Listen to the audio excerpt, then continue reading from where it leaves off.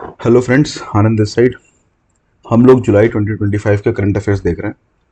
पिछले पार्ट में हम लोगों ने मीटिंग्स, कॉन्फ्रेंसेस और समिट्स देखा था। इस पार्ट में हम लोग बचे हुए पार्ट कंप्लीट करके इस पूरी सीरीज को जुलाई वाले करंट अफेयर्स को कंप्लीट करते हैं। चलिए स्टार्ट करते हैं। पहला टॉपिक है प्लेसेस इन न्यूज़। इसमें पहला टॉपिक है Maratha forts added to UNESCO world heritage list. Important topic है ये, इससे डायरेक्ट क्वेश्चन आ सकता है। मराठा फोर्ट्स एक्चुअली जो मराठा एम्पायर था वो 17 से 19 सेंचुरी के बीच में काफ़ी प्रोमिनेंट था पूरे इंडिया में, स्पेशली इन वेस्टर्न इंडिया। ठीक है, तो उस समय इन्होंने काफ़ी ज़्यादा फोर्ट्स बनाए थे। ठीक है, फोर्ट्स बनाए थे काफ़ी ज़्यादा वैसे महाराष्ट्र और आसपास के एरिया में। तो अभी रिसेंटली क्या हुआ है कि वर्ल्ड हेरिटेज कमिटी की जो एनुअल मीटिंग होती है, जो इस साल पेरिस में हुई थी, उसका 47 सेशन थी की मीटिंग थी ये। इसमें ये डिसीजन लिया गया कि मराठा फोर्स जो है, 12 हिस्टोरिक फोर्स, आपको ये नंबर ही पता होना चाहिए, 12 हिस्टोरिक मराठा फोर्स जो है उनको इंक्लूड कर लिया गया है वर्ल्ड हेरिटेज लिस्ट में। ठीक है, अब इसमें जानने वाली दो बातें हैं। देखो, 12 के 12 के नाम याद करने तो आप बैठोगे नहीं, लेकिन इसमें देखो एक अच्छी बात यह है कि 12 में से 11 जो फोर्ट्स हैं वो महाराष्ट्र में है। तो अब बस आप ये मैप में ना एक बार इनके नाम देख लेना, जैसे सलहर, ये शिवनेरी, लोहाघाट, राजगढ़, प्रतापगढ़, पन्हाला, खंडेरी, रायगढ़, सुवर्णदुर्ग, विजयदुर्ग, सिंधुदुर्ग। ठीक है, तो ये 11 जो हैं ये महाराष्ट्र में है। और एक इकलौता जो मराठा फोर्ट है जो गया है इसमें, वो तमिलनाडु में, जिसका नाम है जिंजी पोर्ट। ये देखो यहाँ पे इसकी लोकेशन है एकदम नीचे। तो एटलीस्ट आप ये जिंजी पोर्ट का नाम याद कर लो, क्योंकि ये थोड़ा एक्सेप्शन टाइप का है, तो इसलिए इसके आने की प्रोबेबिलिटी काफ़ी ज़्यादा है। तो 12 फोर्ट्स इंक्लूड किए गए। पहले इन्फॉर्मेशन ये 17-19 सेंचुरी में बनाए गए थे मराठा एम्पायर, मराठास द्वारा। ठीक है, और इसके साथ साथ इसमें आपको एक बात ये बताना चाहिए, इंडिया में अब इसके इंक्लूजन के बाद, जब ये मराठा फोर्स इंक्लूड कर लिए गए हैं यूनेस्को वर्ल्ड हेरिटेज लिस्ट में, तो अब इंडिया में टोटल 44 वर्ल्ड हेरिटेज साइट्स हो चुकी हैं, 44। ठीक है, और ये पूरे वर्ल्ड में 6th रैंक है इंडिया की। ठीक है, जहाँ पे वर्ल्ड हेरिटेज साइट्स इतने ज़्यादा हैं। अगर आप पूरे वर्ल्ड में बात करोगे तो इटली में सबसे ज़्यादा वर्ल्ड हेरिटेज साइट्स हैं। ठीक है, तो इतनी इन्फॉर्मेशन यहाँ से निकलती है। नेक्स्ट देखते हैं, India second longest cable stayed bridge inaugurated. तो इंडिया का second longest cable stayed bridge, हम लोग जब जून महीने का करंट अफेयर्स देख रहे थे तो मैंने आपको एक चीज़ बताई थी वहाँ पे, इंडिया का longest cable stayed rail bridge की बात करी थी। तो इस बात को समझो, अंतर को समझो, वो रेल ब्रिज था। अंजीघट जो ब्रिज था ना जम्मू कश्मीर में, वो रेल ब्रिज था। ये ओवरऑल बात कर रहा है कि इंडिया का सेकंड लॉन्गेस्ट ओवरऑल अगर आप बात करो तो कौन सा रेलवे, कौन सा ये, सॉरी रेलवे नहीं, कौन सा केबल स्टेट ब्रिज है, वो है सिगंदूर केबल स्टेट ब्रिज। ठीक है, इसका नाम है सिगंदूर केबल स्टेट ब्रिज, जो कि कर्नाटका में। केबल स्टेट ब्रिज क्या होता है मैंने आपको वहां पे बताया था जून में। फिर से आप यहाँ देखो, ये एग्जैक्टली बस आप ये फोटो देख लो, फोटो देख के क्लियर हो जाएगा। नॉर्मली क्या होता है, बीम्स एंड पिलर लगते हैं ना ब्रिज में, ये नीचे सपोर्ट मिलता है खूब ज्यादा। केबल स्टेट ब्रिज में क्या होता है, ये बीम्स एंड पिलर बहुत कम हो जाते हैं। ठीक है, रेयरली यूज होंगे, एक आध दो जगह पे हो सकता है यूज कर दें, वरना मोस्टली जो लोड बियर होता है ना, ये ऊपर से जो ये केबल होते हैं, केबल स्टेट, इसीलिए इनको केबल स्टेट, मतलब केबल के द्वारा स्टे हुए हैं ये ब्रिज। ऊपर से जो केबल होती है इन पे लोड बियरिंग ज्यादा होती है, ये ज्यादा सपोर्ट कर रहे होते हैं ब्रिज को। ठीक है, तो वही होते हैं केबल स्टेट ब्रिज। तो इंडिया का second longest cable stayed bridge अभी सिंगदूर केबल स्टेट ब्रिज है, जो कर्नाटका में, और किस नदी के ऊपर है ये भी इंपॉर्टेंट है, शारावती जो नदी है कर्नाटका में, उसके ऊपर है ये ब्रिज। ठीक है, और ये किसको कनेक्ट करेगा, सागर को, सिंगदूर को, सागर और सिंगदूर। ठीक है, इन दो लोकेशन को करेगा। अच्छा, अगर ये सेकंड लॉन्गेस्ट है तो आपको एटलीस्ट एक इंफॉर्मेशन, ये स्टैटिक भी पता होनी चाहिए कि इंडिया का लॉन्गेस्ट केबल स्टेट ब्रिज कौन सा है, तो वो है सुदर्शन सेतु। ठीक है, सुदर्शन सेतु इंडिया का लॉन्गेस्ट केबल स्टेट ब्रिज है, जो कि ओल्ड द्वारका को न्यू द्वारका से कनेक्ट करता है। ठीक है, अरेबियन सी के ऊपर है ये। ठीक है, ओल्ड द्वारका को न्यू द्वारका से कनेक्ट करता है, उसका नाम है सुदर्शन सेतु। चलिए नेक्स्ट देखते हैं, smart mosquito surveillance system SMoSS launched in Andhra Pradesh. Important है, अच्छी चीज़ है, काफ़ी इनोवेटिव चीज़ है। देखो इसमें क्या है कि एसमॉस सिस्टम में क्या होगा, अगर फॉर एग्जांपल आंध्र प्रदेश में किसी एरिया में ऐसा लग रहा है कि भाई बहुत ज़्यादा मस्किटो बाइट्स बढ़ रही हैं, ठीक है, तो इनमें क्या होगा, एआई सेंसर यूज़ करेंगे। ये एक्चुअली जो ये सिस्टम है ना, ये दो तीन चीज़ों को मिला के यूज़ हो रहा है। जैसे एआई सेंसर भी यूज़ होंगे इसमें, ड्रोन्स भी यूज़ होंगे, IoT, internet of things devices भी यूज होंगे। तो एक तरीके से स्मार्ट टेक्नोलॉजी का यूज हो रहा है। और ये यूज कैसे हो रहा है, एग्जाम्पल के तहत समझो कि फॉर एग्जाम्पल मान लो कहीं पे किसी एक पर्टिकुलर एरिया में आंध्र प्रदेश के मस्किटो बाइट्स बहुत ज़्यादा बढ़ गई। तो ये क्या करेगा, AI जो सेंसर होगा वो एग्जैक्टली उस लोकेशन को ट्रैक करेगा, हाँ ये एग्जैक्टली वो लोकेशन है जहाँ पे ये मस्किटो बाइट्स के इंसिडेंसेस बढ़ रहे हैं। तो इसके बाद ये इंफॉर्मेशन का यूज करके सिर्फ उतने एरिया में ड्रोन के द्वारा वहां पे लार्विसाइड क्या होती है, जो मस्किटो लार्वा को मारने के लिए जो यूज होता है वो लार्विसाइड होता है। तो सिर्फ और सिर्फ उतने पर्टिकुलर एरिया में जहां पे वो इंसिडेंट ज्यादा हो रहे हैं वहीं पे वो लार्विसाइड को स्प्रे करेगा। ठीक है, तो ये काफी India's first digital nomad village. देखो ये सिक्किम में याक्तन विलेज है जिसको घोषित किया गया है इंडिया का पहला डिजिटल नोमैड विलेज। एक्चुअली ये फोटो से देखो सारा कॉन्सेप्ट समझ में आ जाएगा। डिजिटल नोमैड विलेज का कॉन्सेप्ट ये है कि सिक्किम में ये एक इनिशिएटिव लॉन्च किया गया है कि जो भी होम स्टेज होते हैं ना, होम स्टेज में ब्रॉडबैंड फैसिलिटी अच्छी कर दो, ब्रॉडबैंड फैसिलिटी से होम स्टे को कनेक्ट कर दो। उससे क्या होगा, जो भी वर्किंग प्रोफेशनल, जो ये रिमोट वर्किंग प्रोफेशनल होते हैं ना, जो घर बैठे काम करते हैं, उन लोगों के लिए फ़ायदा ये होगा कि ये लोग यहाँ पे विजिट कर सकते हैं, उनको प्रॉपर इंटरनेट फैसिलिटी मिलेगी। और जब ये चीज़ यहाँ पे इस टाइप का टूरिज्म जो बढ़ेगा तो ऑब्वियस सी बात है लोकल्स जो होंगे उनको टूरिज्म की वजह से आमदनी भी होगी अच्छी खासी। ठीक है, तो यही पूरा कॉन्सेप्ट है डिजिटल नोमैड विलेज का। ठीक, और पहला इंडिया का डिजिटल नोमैड विलेज किसको घोषित किया गया है, याक्तन विलेज सिक्किम को किया गया। इतनी बात आपको इसमें पता होनी चाहिए। चलिए नेक्स्ट देखते हैं। India's first AI campus, India का पहला AI plus campus Andhra Pradesh में, ठीक है, अमरावती में लॉन्च होने जा रहा है। बस इतना इसमें है और कुछ बताने लायक नहीं है। India's first ISO certified police station. ठीक है, अब देखो थोड़ा फैक्चुअल इन्फॉर्मेशन ज़्यादा है, जो कॉन्सेप्चुअल चीज़ें थी वो स्टार्टिंग के सेक्शन में ज़्यादा थी, जब हम पॉलिटी देख रहे थे, इकोनॉमी देख रहे थे, इंटरनेशनल अफेयर्स देख रहे थे। ठीक है, उन सब में थोड़ा कॉन्सेप्चुअल चीज़ें ज़्यादा होती हैं समझाने लायक। लेकिन अब ये जो होते हैं ना, ये प्लेसेस एंड न्यूज़ और फिर आगे जितने आते जाएंगे इनमें समझाने वाली चीज़ें कम है, तो इनको थोड़ा स्पीड से हम लोग अब कवर करने की कोशिश करेंगे। ठीक है, India's first ISO certified police station, पहला ISO सर्टिफाइड पुलिस स्टेशन कौन सा हो गया, अर्थुमकल पुलिस स्टेशन जो कि केरला में है, वो बन गया है पहला ISO सर्टिफाइड। और ISO ने किस बात के लिए, देखो सर्टिफिकेशन पहली बात देता कौन है, ये BIS देता है, ब्यूरो ऑफ इंडियन स्टैंडर्ड जो है BIS, वो देता है सर्टिफिकेशन। सर्टिफिकेशन देता है ना, ये एक तरीके से हॉलमार्क होता है। जो ISO सर्टिफिकेशन एक तरीके से हॉलमार्क होता है क्वालिटी के लिए।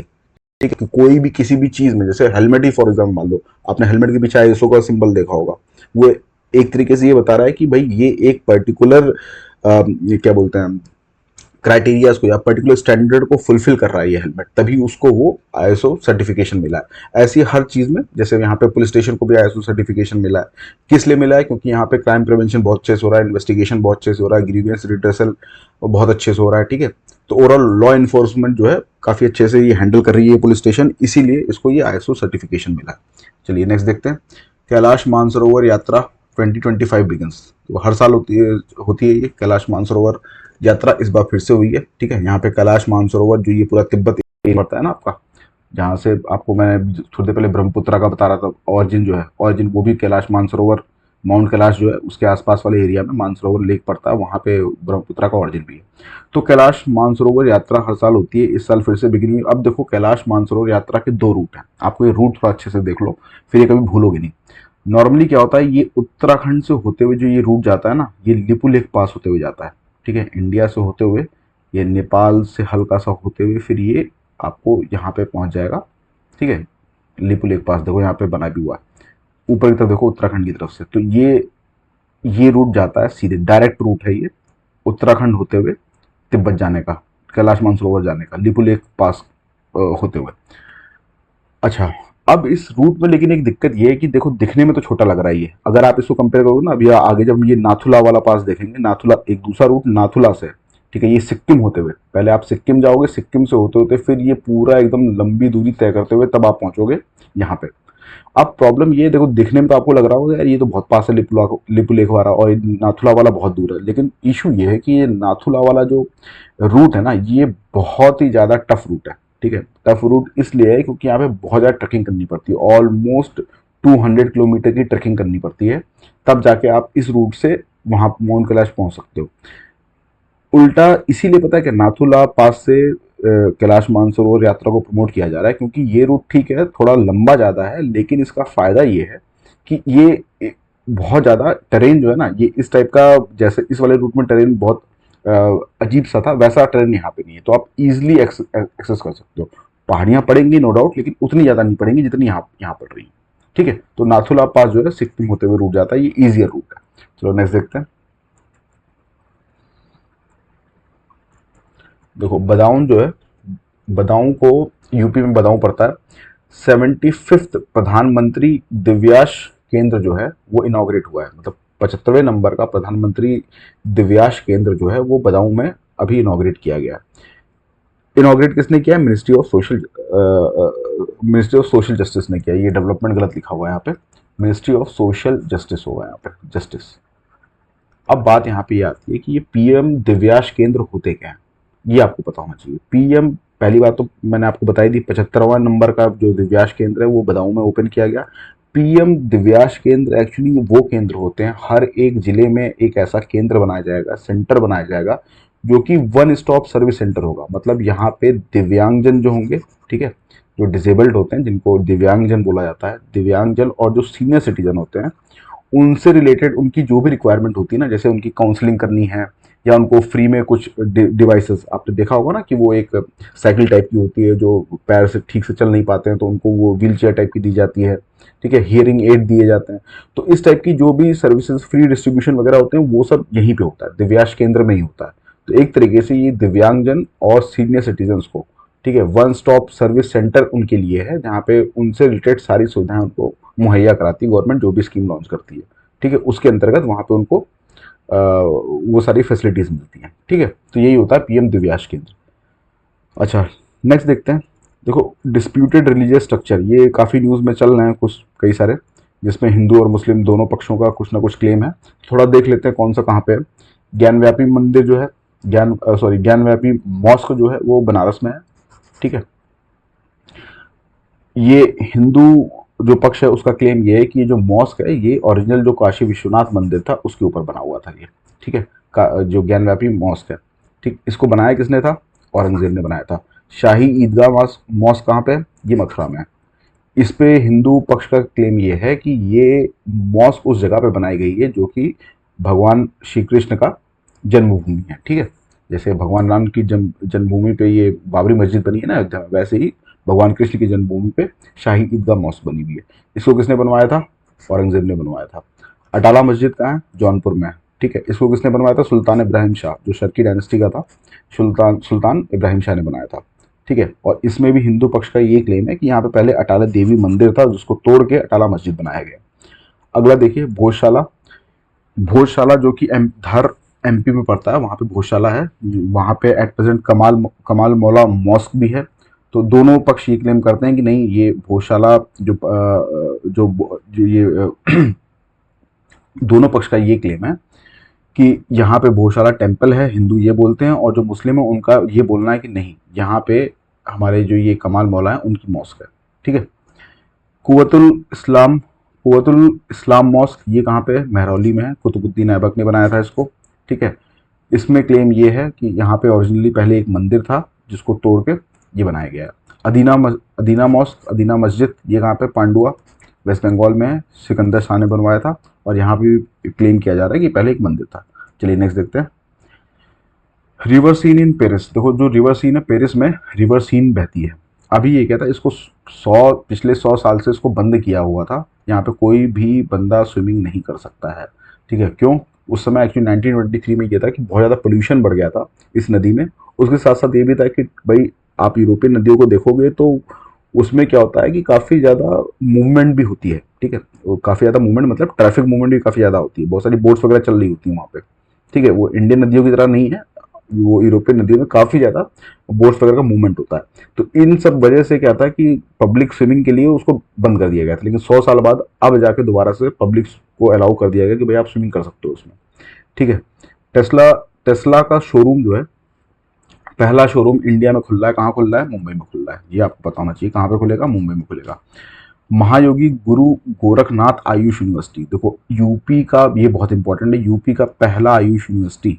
आयुष क्या होता है आपको बताया था मैंने जून में, ये चीज़ आयुष, आयुष में आयुर्वेदा, योगा, यूनानी, सिद्ध, होम्योपैथी, सोवा रिप्पा, इतनी चीज़ें आती हैं, ठीक है।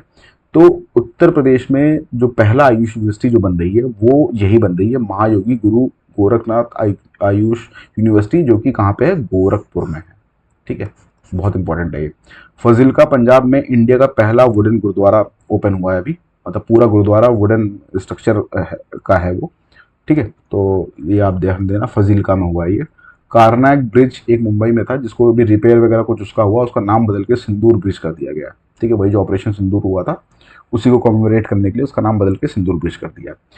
ये बहुत important, state festival of Maharashtra, अभी रिसेंटली जुलाई में महाराष्ट्र ने ऑफिशियली डिक्लेयर किया है कि हमारा अब से स्टेट फेस्टिवल होगा सार्वजनिक गणेशोत्सव, सार्वजनिक गणेशोत्सव को स्टेट फेस्टिवल के तौर पर डिक्लेयर किया है। तवांग जो अरुणाचल प्रदेश पड़ता है, वहाँ पे इंडिया का पहला इंडिजिनियस 50 किलोवाट का जियो थर्मल पावर प्लांट ओपन किया जा रहा है, ठीक है। इंडिया फर्स्ट एक्वाटेक पार्क, ये कहाँ पे इनॉग्रेट किया गया, सोनपुर गुवाहाटी में। विदर्भ जो है महाराष्ट्र में पड़ता है, विदर्भ का पहला इंटीग्रेटेड स्टील प्लांट कहाँ पे ओपन किया जाएगा, गडचिरोली डिस्ट्रिक्ट में, ठीक है। मुंबई पहली first Indian institute of creative technology campus कहाँ पे ओपन होगी, मुंबई में होगी, ठीक है। क्रिएटिव टेक्नोलॉजी में आपको बता चुका हूँ, मूवी मेकिंग होती है, ठीक है। ये फिर आपके बहुत सारी ये जो एनिमेशन सीरीज जो बनती है, ये सब क्रिएटिव टेक्नोलॉजी में आ जाती हैं। जबलपुर एमपी, जबलपुर एमपी में क्या होगा, पहला हिंदी मीडियम एमबीबीएस कॉलेज खुलने जा रहा है, ठीक है। पहला हिंदी मीडियम मतलब एमबीबीएस कॉलेज ऐसा होगा जहाँ पे पूरी शिक्षा एमबीबीएस की हिंदी में दी जाएगी, ठीक है। वो जबलपुर में होने जा रहा है। रतदिया रिधेरी, ये राजस्थान में एक जगह पड़ती है जहाँ पे अभी हरप्पन साइट एक्सकावेट करी गई है, ठीक है। नैनीताल में पहली बार टूरिस्ट कैरिंग कैपेसिटी का असेसमेंट किया जा रहा है। नैनीताल में टूरिस्ट कैरिंग कैपेसिटी का मतलब यही है कि कितने टूरिस्ट नैनीताल बियर कर सकता है किसी पर्टिकुलर टाइम में, वही है उसकी टूरिस्ट कैरिंग कैपेसिटी। बियर करने का मतलब ये है कि बिना इन्वायरमेंट डिग्रेड हुए कितने टूरिस्ट को एकोमोडेट कर सकता है नैनीताल, वही होगी उसकी tourist carrying capacity. Mahi river in Gujarat, Mahi river Gujarat में है जहाँ पे एक ब्रिज था, ठीक है। इसी के ऊपर वो कोलैप्स हो गया था गुजरात में, ठीक है, इसलिए न्यूज़ में चल रहा था। अच्छा, बन्नी ग्रासलैंड, ये गुजरात में है बन्नी ग्रासलैंड। यहाँ पे चीता इंडिया में अलग अलग लोकेशन पे चीता री इंट्रोड्यूस करे जा रहे हैं ना, ठीक है। और खास करके ग्रासलैंड जो होते हैं, एक्चुअली जो चीता का ओरिजिनल जो हैबिटेट होता है वो ग्रासलैंड होता है, ठीक है। वास्ट स्ट्रेचेस ऑफ ग्रासलैंड चाहिए होते हैं चीता को ईजिली मूव करने के लिए। तो इसलिए इंडिया में भी जहाँ जहाँ भी इनको रिलोकेट किया जा रहा है वहाँ पे ये जरूर देखा जा रहा है कि भाई वहाँ पे ग्रासलैंड इकोसिस्टम कितना अच्छा है। बन्नी ग्रासलैंड जो गुजरात में है उसका ग्रासलैंड इकोसिस्टम काफ़ी अच्छा है, इसलिए यहाँ पे भी इनको रिलोकेट किया जाएगा। ये अगली वाली न्यूज़ बहुत इंपॉर्टेंट है, ग्रेट इथियोपियन रिनेसा डैम, ठीक है, GERD जिसको बोलते हैं, ये अभी कंप्लीट हो गया है। किसने बनाया है इसको, इथियोपिया ने बनाया, नाम में ही है ग्रेट इथियोपियन रिनेसा डैम। ये डैम किस नदी के ऊपर बना है, बहुत टाइम से बन रहा था, ब्लू नाइल रिवर। इसको लेकर एक्चुअली काफ़ी फ्रिक्शन भी हो रहा था, आसपास की जो कंट्रीज थी वो इसको अपोज भी कर रही थी। तो फाइनली अभी बन के कंप्लीट हो गया। किस नदी, ये आपसे पूछ सकते हैं किस नदी के ऊपर है, ब्लू नाइल रिवर के ऊपर है ये, ठीक है। सुरीनाम, पहला अमेजन रीजन का, अमेजन रेन फॉरेस्ट जो होता है ना, अमेजन रेन फॉरेस्ट जो आपका साउथ अमेरिका में है, उस रीजन का पहला कंट्री ये बन गया है जिसको मलेरिया फ्री सर्टिफिकेशन दिया है WHO ने, मतलब इन्होंने ऑलमोस्ट मलेरिया एलिमिनेट कर दिया है। सेनेगल ने भाई ट्रैकोमा को एलिमिनेट कर दिया है। श्रीलंका में रेप्लिका ऑफ अशोका पिलर, जो अशोकन पिलर होते हैं ना जो अलग अलग जगह पे लगाए गए थे अशोका के पीरियड में, अशोकन पिलर, उसी का एक रेप्लिका टाइप का बनाया गया है श्रीलंका में, जिसको इनॉग्रेट किया था इंडियन हाई कमिश्नर ने। गाजियाबाद में CM योगी ने अभी फाउंडेशन स्टोन रखा किसका, पहला ग्रीन डेटा सेंटर का, ठीक है। पहला ग्रीन डेटा सेंटर इंडिया का कहाँ बनने जा रहा है, गाजियाबाद। अब देखो ग्रीन डेटा सेंटर का मतलब क्या है, ऑब्वियस सी बात है ना कि कुछ ग्रीन टेक्नोलॉजी यूज होगी यहाँ पे पावर वगैरह प्रोवाइड करने में, ठीक है, सोलर वगैरह यूज किया जाएगा, वही होगा ग्रीन डेटा सेंटर। नेक्स्ट देखो, Unnao India first AI augmented multi disciplinary university, ठीक है। इंडिया का पहला AI augmented multi disciplinary university कहाँ पे हो रही है, उन्नाव में हो रही है। सिटी ऑफ फ्यूचर, एक्चुअली एक ये इंडस्ट्रियल टाउनशिप है, उसका नाम है सिटी ऑफ फ्यूचर, जो कि यूपी गवर्नमेंट बनाने जा रही है बुंदेलखंड रीजन के हासिल। ओके, नेक्स्ट सेक्शन देखते हैं, पर्सनल न्यूज़। पहली न्यूज़ है, Varsha Deshpande wins 2025 UN population award. बहुत इंपॉर्टेंट न्यूज़ है ये, इस पे क्वेश्चन आने की प्रोबेबिलिटी बहुत हाई है। यूएन पॉपुलेशन अवार्ड जो होता है, ठीक है, यूएन पॉपुलेशन जो अवार्ड होता है, ये मिला है इस साल का वर्षा देशपांडे को। ठीक है, ये वुमेन राइट्स एक्टिविस्ट हैं, वुमेन राइट एक्टिविस्ट हैं, सतारा महाराष्ट्र से बिलोंग करती हैं। ठीक है, इनको ये जो अवार्ड मिला है, इसको देने के पीछे रीज़न क्या है, रीज़न भी आपको पता होना चाहिए, क्योंकि डायरेक्टली पूछ सकते हैं क्यों मिला था इनको ये अवार्ड। तो मिलने के पीछे रीज़न ये था कि ये जो पीसीपीएनडीटी एक्ट होता है ना, पीसीपीएनडीटी एक्ट, इसके इम्प्लीमेंटेशन में इन्होंने काफ़ी अच्छा योगदान दिया था। PCPNDT act actually preconception and prenatal diagnostic technique act 1994 है। ये एक्चुअली क्या होता है कि कई बार क्या होता है कि जो फीटस होता है ना, फीटस फीटस का सेक्स क्या है, मेल है कि फीमेल है, इसको डायग्नोस करने के लिए कुछ टेक्निक्स होती हैं। ठीक है, अल्ट्रासाउंड मशीन्स वगैरह होती हैं। ठीक है, जिससे ये पता लगाया सकता है कि भाई फीटस का मेल क्या है। और कई लोग ऐसे ये काम करते हैं कि अगर फीमेल हुआ तो फीमेल फीटिसाइड कर दिया जाता है, मतलब फीमेल बच्चे को मार दिया जाता है घर में ही। तो इन्हीं सबको रोकने के लिए पीसीपीएनडीटी एक्ट लाया गया था, जिसके अंतर्गत इस टाइप की टेक्निक अगर कोई भी क्लिनिक यूज़ कर रहा है या फिर कोई भी पेरेंट ये करवा रहा है, तो ये सब क्रिमिनल ऑफेंस है। ठीक, तो इसके बावजूद भी कई जगह पे क्या हो रहा था कि ये चीज़ें छुपे तरीके से ये चीज़ें हो रही थी। तो इन्होंने बहुत सारे स्टिंग ऑपरेशन इस पे चलाए थे, वर्षा देशपांडे ने, और एक्सपोज किया था जो भी क्लिनिक ये सब चीज़ें छुप छुप के जो जो भी ये सब चीज़ें चला रही थी वहाँ पे। ठीक है, चलिए नेक्स्ट देखते हैं। Suhani Shah wins Oscar for magicians at FISM 2025। देखो, मैजिक का ऑस्कर मिला है। ये एक अवार्ड होता है, बेस्ट मैजिक क्रिएटर 2025 अवार्ड। ठीक है, इसको ऑस्कर बोला जाता है, मैजिशियंस के लिए ऑस्कर इसको बोला जाता है। तो इसको पाने वाली इंडिया की पहली मैजिशियन बन गई है सुहानी शाह। ठीक है, कहाँ से है ये? राजस्थान से है। इनको किस कैटेगरी में मिला था? ऑनलाइन मैजिक कैटेगरी में मिला था ये अवार्ड। ठीक है, ऑनलाइन ये जो मैजिक दिखाती है उस कैटेगरी में मिला था इनको।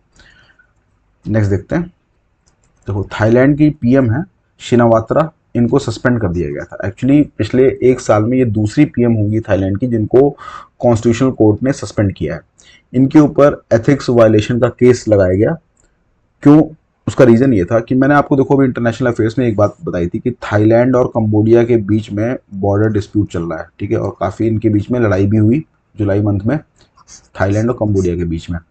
लेकिन ये जो इवेंट था ना, इनको जो सस्पेंड किया गया, इसके पहले ही कर दिया गया था। एक्चुअली इनके ऊपर ये एलिगेशन लगाया गया, इनकी एक फ़ोन कॉल लीक हो गई थी। उस फ़ोन कॉल में ये एक कंबोडिया के लीडर थे, क्योंकि ये देखो थाईलैंड की हैं, और कंबोडिया के लीडर के साथ इनकी कुछ वार्तालाप थी जो लीक हो गई थी, जिसमें ये बोला गया कि यार ये नेशनल सिक्योरिटी को कॉम्प्रोमाइज़ कर रही हैं। ठीक है, इसी बेसिस पे इनको सस्पेंड किया गया है। इन पे केस भी चल रहा है और अब इनको हटा भी दिया गया है। ठीक है, चलिए नेक्स्ट देखते हैं। Gita Gopinath resigns as IMF deputy chief. देखो, IMF डिप्टी चीफ के पद पे गीता गोपीनाथ जो इंडिया की हैं वो थी, लेकिन अब उन्होंने अपने पद से रिजाइन कर दिया है। देखो, ये इनके बारे में थोड़ी इन्फॉर्मेशन और इसलिए पता होनी चाहिए क्योंकि काफ़ी अचीवमेंट इन्होंने काफ़ी चीज़ें अचीव करी थी IMF में। पहली बात यह है कि गीता गोपीनाथ ने 2019 में IMF को ज्वाइन किया था, वो एज अ चीफ इकोनॉमिस्ट, और ऐसी बनने वाली वो पहली वुमेन बन गई थी पूरे वर्ल्ड की, जो कि मतलब IMF में जिनको चीफ इकोनॉमिस्ट का पद मिला हो, ऐसा पद पाने वाली वो पूरे वर्ल्ड में पहली वुमेन बन गई थी। ठीक है, इसके साथ साथ ओवर द टाइम क्या हुआ, इनको चीफ इकोनॉमिस्ट से फर्स्ट डिप्टी मैनेजिंग डायरेक्टर के पद पे प्रमोट कर दिया गया था, जो कि सेकंड हाईएस्ट पोजीशन होता है IMF में। हाईएस्ट पोजीशन मैनेजिंग डायरेक्टर होगा, और सेकंड हाईएस्ट पोजीशन कौन सा है? First deputy managing director. इस पद पे इनको नियुक्त कर दिया गया था, तो अभी इन्होंने रिजाइन कर दिया है। चलो नेक्स्ट देखते हैं। आदि थिरुवथिरल फेस्टिवल सेलिब्रेट्स राजेंद्र चोल। देखो, आदि थिरुवथिरल फेस्टिवल जो होता है ये तमिलनाडु में होता है, हर साल होता है। इस साल ये फेस्टिवल जो हो रहा है ये सेलिब्रेट कर रहा है birth anniversary of Rajendra Chola. Rajendra Chola जो इंपीरियल चोला डायनेस्टी का बहुत ही महान राजा थे, उनकी बर्थ एनिवर्सरी को सेलिब्रेट कर रहा है। एक्चुअली इस साल इनकी बर्थ एनिवर्सरी भी है, उसके साथ साथ 1000 साल पूरे भी हो रहे हैं जो राजेंद्र चोल ने जो साउथ ईस्ट एशिया का जो एक्सपेडिशन किया था ना, जब काफ़ी एरिया ऑक्यूपाई भी किया था, काफ़ी राजाओं को हराया था south east Asian, Shri Vijay empire वगैरह जो थे, उसके भी 1000 साल पूरे हो रहे हैं। और इसके साथ साथ 1000 साल इस बात के भी पूरे हो रहे हैं जब इन्होंने गंगई कोंडचोलपुरम टेम्पल का कंस्ट्रक्शन चालू कराया था। ठीक है, आज से 1000 साल पहले जब ये नॉर्थ इंडिया में आके गंगा के अराउंड कई राजाओं को हराया था, उसके बाद इन्होंने ये गंगई कोंडचोलपुरम टेम्पल का कंस्ट्रक्शन चालू कराया था। ठीक है, तो ये इवेंट जो है ये ऑर्गेनाइज कौन कर रहा है? Ministry of culture, government of India. कहाँ पे हो रहा है ये इवेंट? गंगई कोंडचोलपुरम तमिलनाडु में, वहां पे हो रहा है। ठीक। राजेंद्र चोल के बारे में थोड़ी सी इंफॉर्मेशन पता होनी चाहिए, क्योंकि इंपॉर्टेंट हो गए, 1000 की बर्थ एनिवर्सरी भी है और ये ऊपर इवेंट मैंने आपको बताई दिया, इसलिए इंपॉर्टेंट है। इनके पिता का नाम था राजराज चोल। ठीक है, राजराज चोल ने ऑलमोस्ट ये नदन श्रीलंका आधा ऑक्यूपाई कर लिया था, और राजेंद्र चोल ने पूरा का पूरा श्रीलंका ही ऑक्यूपाई कर लिया था। ठीक है, टाइटल राजेंद्र चोल के दो टाइटल इंपॉर्टेंट हैं। एक है गंगई कोंड चोल। ठीक है, इसका मतलब ये है, गंगई कोंड चोल का मतलब ये होता है चोला हु कॉन्कर्ड गंगा, ऐसा चोला जिसने गंगा को कॉन्कर किया। ठीक है, तो एक हो गया गंगई कोंड चोल, और दूसरा टाइटल था कदरम कोंडन। कदरम कोंडन, इसका मतलब ये हुआ ऐसा आदमी जिसने कि केदा जो मलेशिया में उसको कॉन्कर किया हो, वो ये टाइटल भी इन्हीं का था। राजेंद्र चोल ने अपनी जो कैपिटल थी, वो एक्चुअली चोला जो एम्पायर थी उसकी कैपिटल तंजावुर थी, राजराज चोल के समय तक तंजावुर थी। लेकिन राजेंद्र चोल ने जब ये गंगा एक्सपेडिशन अपना किया था, नॉर्थ इंडिया वाला एक्सपेडिशन किया था, उसके बाद जब इन्होंने टाइटल भी लिया था, उसी समय इन्होंने क्या किया था, अपना जो कैपिटल थी इसको चेंज कर दिया था, गंगई कोंडचोलपुरम बना ली थी। ठीक है, नई एक पूरी सिटी स्टैब्लिश करके गंगई कोंडचोलपुरम यहाँ पे स्टैब्लिश कर ली थी अपनी कैपिटल। ठीक है, इनके अगर अचीवमेंट्स की बात करो तो एक्सपेंडेड चोला एम्पायर, मैंने आपको बताया साउथ इंडिया में एक्सपेंड किया। ठीक है, और जो रूलिंग डायनेस्टीज थी आसपास की उन सबको हराया, श्रीलंका पूरा ऑक्यूपाई कर लिया था, मालदीव्स तक ऑक्यूपाई किया था, साउथ ईस्ट एशिया तक एक्सपेडिशन ये करने गए थे। ठीक है, जो कि श्री विजय एम्पायर बताया मैं आपको थोड़ी देर पहले, श्री विजय एम्पायर जो होता है ये सुमात्रा, मलेशिया और इंडोनेशिया, यहाँ पे इस एरिया में था श्री विजय एम्पायर, इसको भी इन्होंने कैप्चर किया था। ठीक है, और ये बता ही चुका हूँ मैं आपको, जो गंगा से पानी था वो तमिलनाडु लेके आए थे ये। ठीक है, और इन्होंने आर्किटेक्चर की अगर बात करो तो गंगई कोंडचोलपुरम टेम्पल एक है, वो इन्होंने बनाया था। इतनी बातें इसमें पता होनी चाहिए थी आपको। चलो नेक्स्ट देखते हैं। Shubhanshu Shukla returns from axiom 4 space mission. ठीक है, ये शुभांशु शुक्ला इसलिए न्यूज में आ गए, देखो एक्सियम 4 स्पेस मिशन क्या था, क्यों गए थे, इसकी सारी डिटेल मैंने जून मंथ में कवर करी है। यहाँ पे थोड़ी सी बातें जो अभी लेटेस्ट डेवलपमेंट हुआ है जुलाई में, वो बस हम देख लेते हैं। देखो, शुभांशु शुक्ला अभी 15 जुलाई 2025 को वापस पृथ्वी पे लौटे। ठीक है, ये इंटरनेशनल स्पेस स्टेशन पे थे ना, वहां से वापसी इनकी हो गई है 15 जुलाई 2025 को। डेट याद रखना, पीसेस में इस टाइप की डेट वेट पूछ लेते हैं। तो इन्होंने ओवरऑल कितने दिन स्पेस में, इंटरनेशनल स्पेस स्टेशन में बिताए? 18 दिन। ठीक है, ये भी आप ध्यान दे देना। अच्छा, स्पेशल एक इंटरेक्शन हुआ था, इन्होंने असम और मेघालय के जो बच्चे थे उनसे स्पेस से ही इंटरेक्ट किया था। ठीक है, और वो जो इंटरेक्शन जो किया था उसमें हैम रेडियो का यूज़ किया था। ठीक है, और ये पर्सनली बिलोंग कहाँ से करते हैं? ये लखनऊ से बिलोंग करते हैं। चलो वन लाइनर देखते हैं। ओके, वन लाइनर काफ़ी इंपॉर्टेंट है इसमें, तो इसको थोड़ा ढंग से देखना। सोनाली मिश्रा ये पहली वुमेन डीजीपी बन गई है रेलवे प्रोटेक्शन फोर्स की। आरपीएफ जो होते हैं ना, जो रेलवे स्टेशन और रेलवे जो ये होते हैं आपके रेलवे स्टेशन, और जो ट्रेन्स होती हैं उनमें जो प्रोटेक्शन प्रोवाइड करते हैं, तो वो आरपीएफ होती है, रेलवे प्रोटेक्शन फोर्स। तो उसकी पहली वुमेन डीजीपी कौन बन गई? सोनाली मिश्रा। बहुत इंपॉर्टेंट न्यूज़ हो गई इसलिए। निमिषा प्रिया, देखो ये केस बहुत न्यूज़ में चल रहा था। ये निमिषा प्रिया एक्चुअली केरला की नर्स है, और यमन में इन्होंने क्या किया, अपनी एक एम्प्लॉयर, मतलब जिन्होंने जिनके लिए काम करती थी उनका इन्होंने मर्डर कर दिया था। अच्छा, यमन के रूल्स मर्डर को लेके, खास करके अगर बाहरी कोई इंसान मर्डर करते है उसको लेके बहुत स्ट्रिक्ट है, तो इस वजह से इनको डेथ पेनल्टी मिली थी। इंडिया पूरी कोशिश ये कर रही है कि किसी तरीके से थोड़ा मर्सी की जाए और डेथ पेनल्टी को लाइफ सेंटेंस वगैरह में कन्वर्ट कर दिया जाए। ठीक है, तो ये न्यूज़ में काफ़ी चल रहा था निमिषा प्रिया केस, तो आपको इसके बारे में थोड़ा आइडिया होना चाहिए था। नेक्स्ट चीज देखो, पीएम मोदी सरपास्ड इंदिरा गांधी। ठीक है, पीएम मोदी ने अभी इंदिरा गांधी को सरपास कर दिया और इंडिया के सेकंड लॉन्गेस्ट सर्विंग पीएम बन गए इन अ सिंगल अनइंटरप्टेड टर्म। ठीक है, and is only behind Nehru. इसका मतलब ये हुआ कि अगर एक अनइंटरप्टेड टर्म का मतलब ये हुआ कि कंटिन्यूसली अगर बात करो। ठीक है, ऐसा ना हो कि बीच में, क्योंकि देखो इंदिरा गांधी बनी है पीएम, फिर बीच में कोई और बन गया, फिर वो बन गई। ठीक है, तो बीच में क्या हुआ, इंटरप्शन आया। लेकिन अगर आप कंटिन्यूसली बात करो ना कि कौन कंटिन्यूसली पीएम रहा इंडिया का सबसे ज़्यादा, तो उसमें नेहरू आते हैं नंबर 1 पे, और सेकंड नंबर पे अब पीएम मोदी हो चुके हैं। ठीक है, कंटिन्यूसली सबसे लंबे समय तक इंडिया के पीएम रहने वाले पीएम मोदी सेकंड बन चुके हैं। आस्था पुनिया, ये भी इंपॉर्टेंट है, ये पहली वुमेन फाइटर पायलट बन गई है नेवी की, पहली वुमेन फाइटर पायलट नेवी की आस्था पुनिया। इलॉन मस्क ने देखो अभी, इलॉन मस्क और प्रेसिडेंट डोनाल्ड ट्रंप, इन दोनों के बीच में कभी प्यार मोहब्बत और कभी लड़ाई झगड़ा ये दोनों होता रहता है। तो उसी के अंतर्गत अभी बीच में इनके बीच में फ्रिक्शन हो गया था प्रेसिडेंट ट्रंप से किसी बात को लेके। तब इन्होंने क्या किया, बोला कि मैं अपनी खुद की पार्टी लॉन्च कर दूंगा, अमेरिका पार्टी, ठीक है, एलॉन मस्क ने बोला था। लेकिन फिर ओवर द टाइम चीज़ें थोड़ी सी बदली, तो इन्होंने बोला कि ठीक है मैं नहीं लॉन्च कर रहा हूँ। तो अमेरिका पार्टी लॉन्च करने की बात किसने कही थी, एलॉन मस्क ने बात कही थी। पराग जैन, इनको अभी नया चीफ बनाया गया है रॉ का, रिसर्च एंड एनालिसिस विंग का। प्रिया नायर, ये भी इंपॉर्टेंट है, देखो पहली वुमेन सीईओ और एमडी बन गई हिंदुस्तान यूनिलीवर लिमिटेड की। सुकन्या सोनोवाल, ठीक है, ये उतना इंपॉर्टेंट नहीं है, बस इसको छोड़ दो। युवराज सिंह, ये देखो Indian golf premier league start होने वाली है, जो कि पहली बार 2026 में होगी। इसका इनको को ओनर भी बनाया गया है, मतलब ये इसको ओन भी करेंगे। इसके साथ साथ इसका इनको ब्रांड एम्बेसडर भी बनाया गया है, युवराज सिंह जो हमारे एक्स क्रिकेटर है।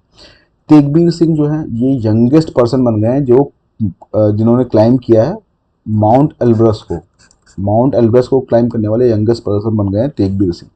माउंट एल्ब्रस कहाँ लाई करता है, रशिया यूरोप के बॉर्डर पर। उमा कांजीलाल, ये इंपॉर्टेंट है, उमा कांजीलाल ये पहली वुमेन वाइस चांसलर बन गई है इग्नू की। इग्नू की पहली वुमेन वाइस चांसलर कौन है, उमा कांजीलाल। सबीह खान, ये देखो ये मुरादाबाद से हैं और इनको अभी एप्पल ने अपना चीफ ऑपरेटिंग ऑफिसर नियुक्त किया है, ठीक है।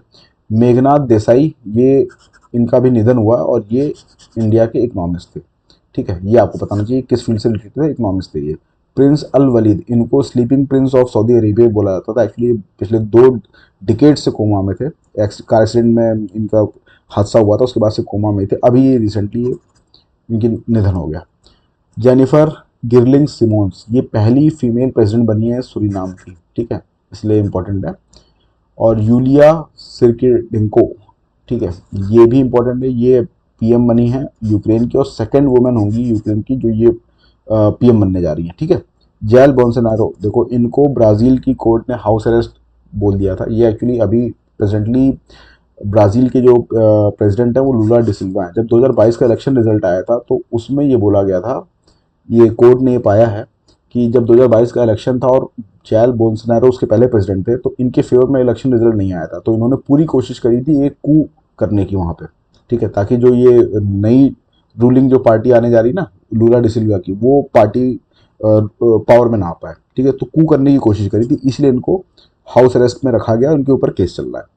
चंदा कोचर आईसीआईसीआई की ये सीईओ थी, ठीक है, इनका नाम इसमें आया था एक ब्राइबरी स्कैंडल वीडियोकॉन ग्रुप से रिलेटेड, ठीक है, इतनी बातें इसमें पता होनी चाहिए। ओके, नेक्स्ट सेक्शन देखते हैं, अवार्ड्स एंड ऑनर्स। स्वच्छ स्वच्छ सर्वेक्षण अवार्ड 2024-2025, देखो ये अवार्ड कौन देता है, ministry of housing and urban affair Mahua, ठीक है, अवार्ड ये मिनिस्ट्री देती है। क्लीनेस्ट सिटीज़ की अगर बात करो तो इस बार का अवार्ड मिला है अहमदाबाद को, ठीक है, पहली रैंक, दूसरी रैंक भोपाल की और तीसरी लखनऊ की, क्योंकि लखनऊ की तीसरी रैंक है इसलिए भी बहुत इंपॉर्टेंट है, ठीक है। तो क्लीनेस्ट सिटीज़ में अगर देखोगे तो अहमदाबाद, फिर भोपाल, फिर लखनऊ को मिला है पूरे इंडिया में सबसे क्लीनेस्ट सिटी के कैटेगरी में। अब यहाँ पे एक इंपॉर्टेंट डेवलपमेंट ये हुआ है, इस बार एक स्पेशल कैटेगरी बनाई गई। स्पेशल कैटेगरी का नाम है सुपर स्वच्छ लीग सिटीज़, ठीक है, ये कैटेगरी का नाम है सुपर स्वच्छ लीग सिटीज़, ये नई कैटेगरी बनाई गई और इसमें 4 सिटीज़ को डाल दिया गया, इंदौर, सूरत, नवी मुंबई और वडोदरा, इन चारों के नाम याद रखना। इन 4 सिटीज़ को इस नई कैटेगरी में डाल दिया गया। इसका रीज़न क्या था, ये नई कैटेगरी बनाने का और उसमें इन 4 सिटीज़ को डालने का रीज़न क्या था, देखो ये जो सिटीज़ है ना, ये एक्चुअली पिछले कई बार से क्या हो रहा था कि ये टॉप 3 में रहती थी अपने अपने ग्रुप में, ठीक है, अपने अपने ग्रुप में ये चारों सिटीज़ टॉप 3 में रहती थी। इसीलिए क्या हुआ कि इस बार ये बोला गया कि यार हर बार यही लोग टॉप 3 में आ रही हैं, तो एक काम करते हैं, इनको एक अलग कैटेगरी बना के रख देते हैं, सुपर स्वच्छ लीग कैटेगरी। मतलब ये दिखा रहा है कि भाई आप एग्जाम्पलरी परफॉर्मेंस हर साल दे रहे हो, यहाँ पे इनको रख दिया और फिर बचे हुए जो सिटीज़ थी उनके बीच में रैंकिंग हुई है, ठीक है, ये बात आपको पता होनी चाहिए थी। और क्लीनेस्ट गंगा सिटी की अगर बात करो तो वो है प्रयागराज, ठीक।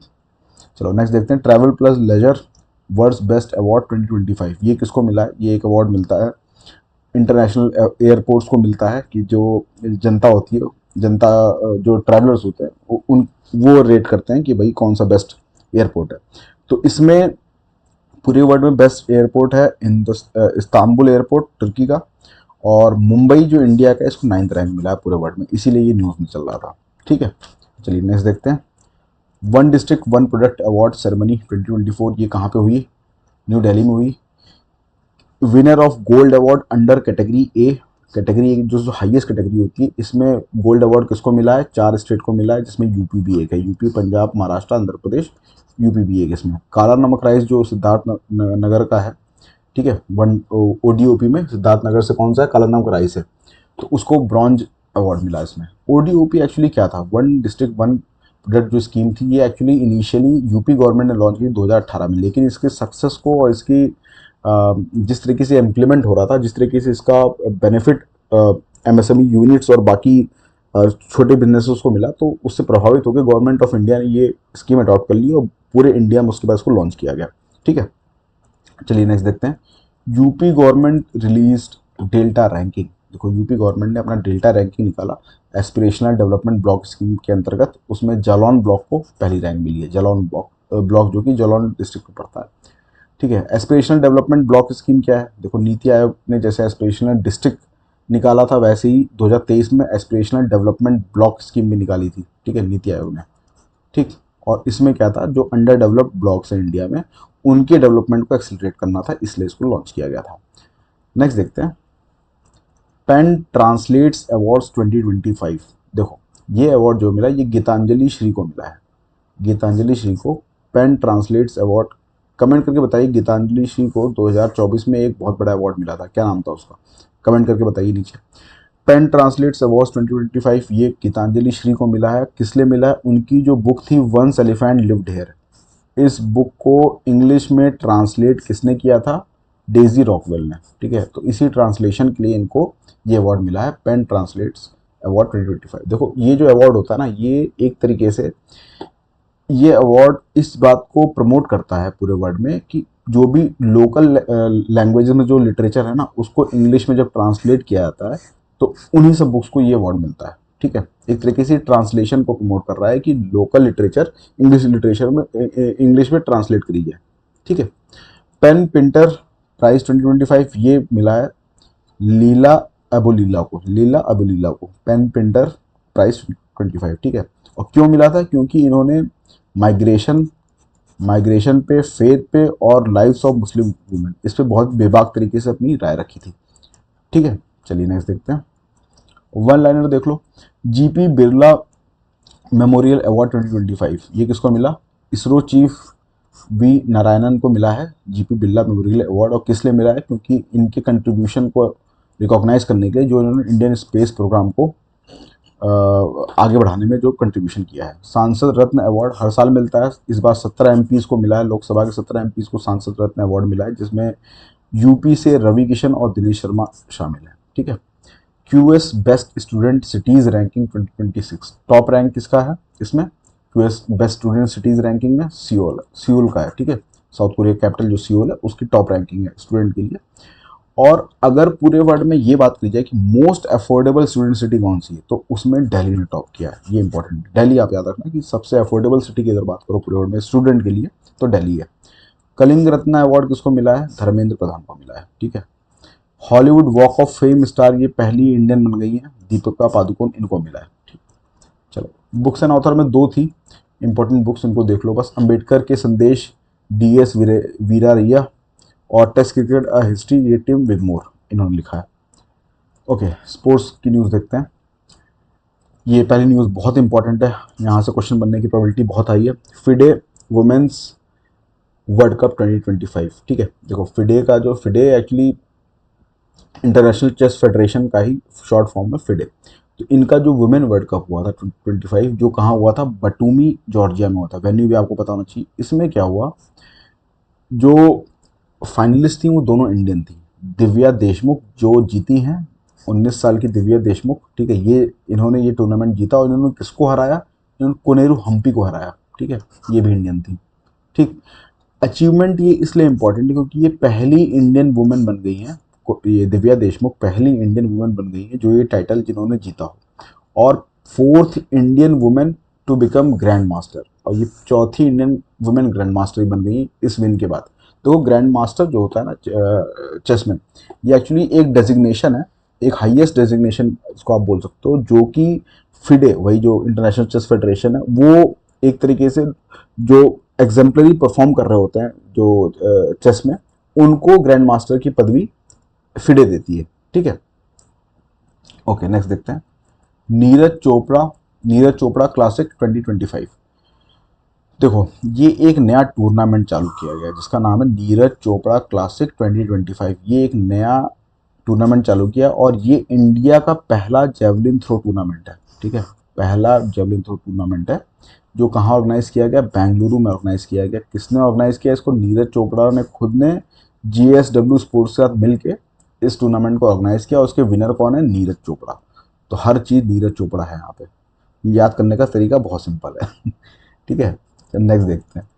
England to host next 3 world cup, ये वर्ल्ड टेस्ट चैंपियनशिप फाइनल। ठीक है, अगले 3 जो वर्ल्ड टेस्ट चैंपियनशिप जो फाइनल होंगे 2027, 29 और 31 में, वो तीनों के तीनों इंग्लैंड में ही होंगे।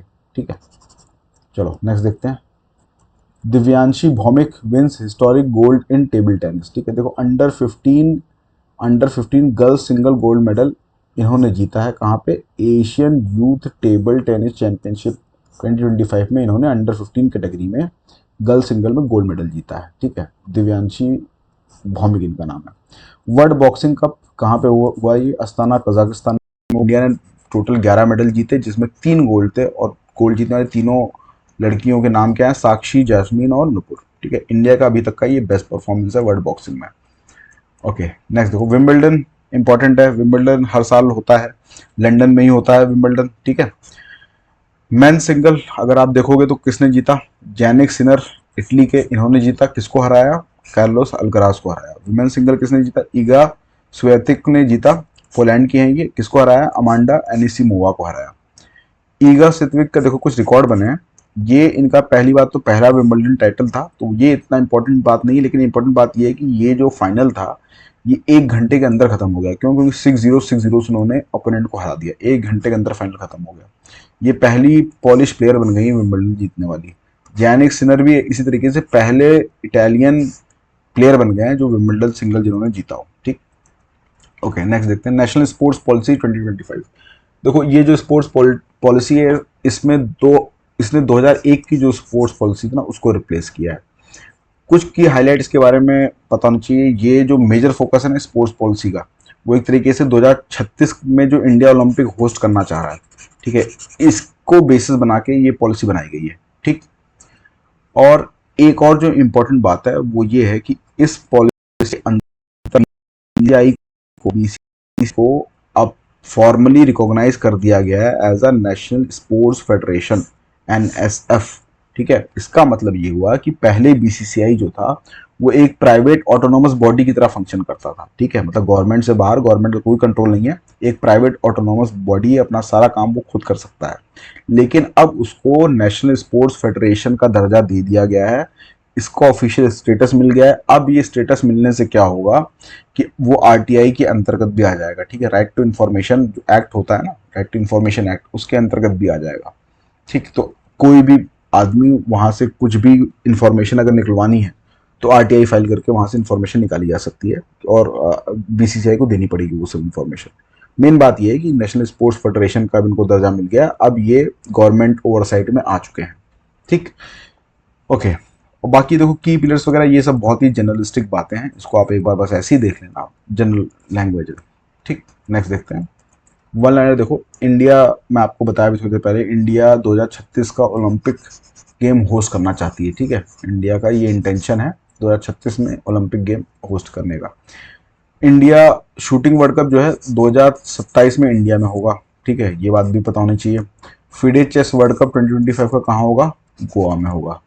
दीपिका सहरावत ये पहली इंडियन हॉकी प्लेयर बन गई हैं, दीपिका सहरावत, जिनको पॉलीग्राफ मैजिक स्किल अवार्ड मिला है। ठीक है, ये किस लिए मिला है? क्योंकि इनका एक कोई स्टनिंग गोल था, ऐसा गोल इन्होंने मारा था नीदरलैंड के अगेंस्ट जो कि काफ़ी स्टनिंग गोल था।